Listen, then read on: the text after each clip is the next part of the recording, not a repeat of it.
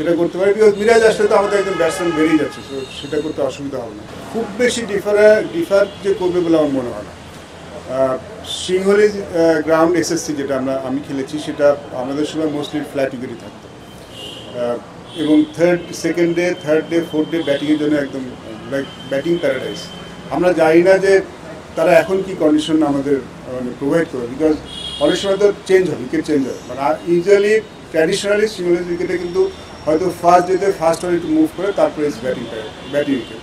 তো সেই ক্ষেত্রে আমার মনে হয় যে হ্যাঁ, যেটা বললাম যে হয়তো 5 জন বোলার নিয়ে আমরা যেতে পারি, যেহেতু এখানে বোলারদের হয়তো বেশি ওভার বল করতে হতে পারে, সেটা করতে পারি। বিকজ মিরাজ আসলে তো আমাদের একজন ব্যাটসম্যান বেরিয়ে যাচ্ছে, তো সেটা করতে অসুবিধা হবে না। তো আমার মনে হয় যে খুব বেশি চেঞ্জ করার দরকার আছে, because you just played a wonderful test match. তো এইখান থেকে খুব বেশি চেঞ্জ কিংবা পরিবর্তন করার দরকার ছিল আমার মনে হয় না।